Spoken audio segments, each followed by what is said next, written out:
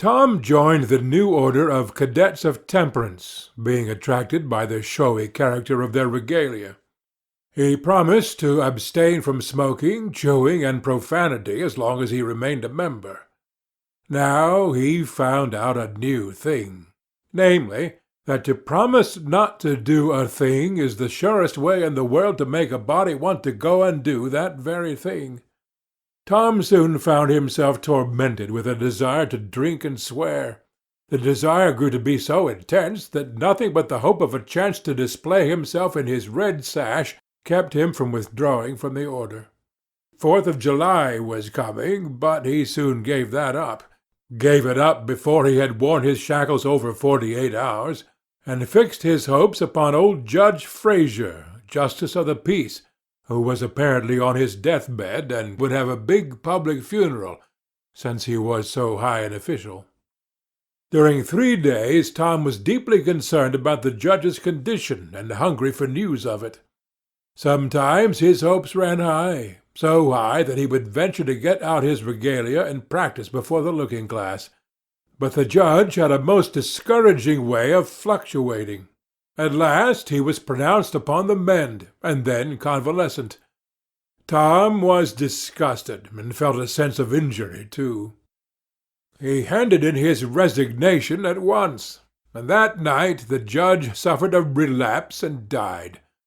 Tom resolved that he would never trust a man like that again. The funeral was a fine thing. The cadets paraded in a style calculated to kill the late member with envy. Tom was a free boy again, however. There was something in that. He could drink and swear now, but found to his surprise that he did not want to. The simple fact that he could took the desire away, and the charm of it. Tom presently wondered to find that his coveted vacation was beginning to hang a little heavily on his hands. He attempted a diary, but nothing happened during 3 days, and so he abandoned it. The first of all the negro minstrel shows came to town and made a sensation. Tom and Joe Harper got up a band of performers, and were happy for 2 days. Even the glorious 4th was in some sense a failure, for it rained hard, there was no procession in consequence, and the greatest man in the world, as Tom supposed, Mr. Benton, an actual United States Senator, proved an overwhelming disappointment, for he was not 25 feet high, nor even anywhere in the neighborhood of it. A circus came. The boys played circus for 3 days afterward in tents made of rag carpeting. Admission, 3 pins for boys, 2 for girls, and then circusing was abandoned. A phrenologist and a mesmerizer came, and went again, and left the village duller and drearier than ever. There were some boys' and girls' parties, but they were so few and so delightful that they only made the aching voids between ache the harder. Becky Thatcher was gone to her Constantinople home to stay with her parents during vacation, so there was no bright side to life anywhere. The dreadful secret of the murder was a chronic misery.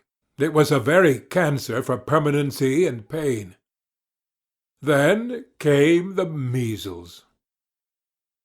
During 2 long weeks Tom lay a prisoner, dead to the world and its happenings. He was very ill. He was interested in nothing. When he got upon his feet at last and moved feebly downtown, a melancholy change had come over everything and every creature. There had been a revival, and everybody had got religion, not only the adults, but even the boys and girls. Tom went about, hoping against hope for the sight of one blessed sinful face, but disappointment crossed him everywhere. He found Joe Harper studying a Testament, and turned sadly away from the depressing spectacle. He sought Ben Rogers, and found him visiting the poor with a basket of tracts. He hunted up Jim Hollis, who called his attention to the precious blessing of his late measles as a warning. Every boy he encountered added another ton to his depression, and when in desperation he flew for refuge at last to the bosom of Huckleberry Finn, and was received with a scriptural quotation, his heart broke, and he crept home and to bed, realizing that he alone of all the town was lost, forever and forever. And that night there came on a terrific storm, with driving rain, awful claps of thunder, and blinding sheets of lightning. He covered his head with the bedclothes and waited in a horror of suspense for his doom, for he had not the shadow of a doubt that all this hubbub was about him. He believed that he had taxed the forbearance of the powers above to the extremity of endurance, and that this was the result.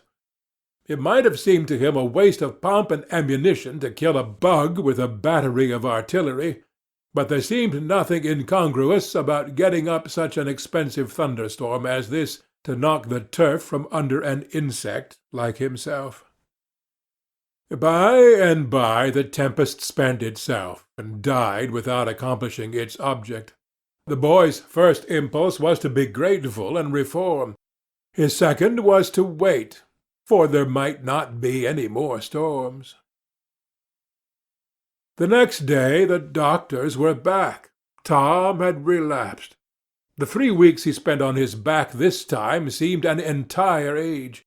When he got abroad at last he was hardly grateful that he had been spared, remembering how lonely was his estate, how companionless and forlorn he was. He drifted listlessly down the street, and found Jim Hollis acting as a judge in a juvenile court that was trying a cat for murder in the presence of her victim, a bird. He found Joe Harper and Huck Finn up an alley eating a stolen melon. Poor lads! They, like Tom, had suffered a relapse.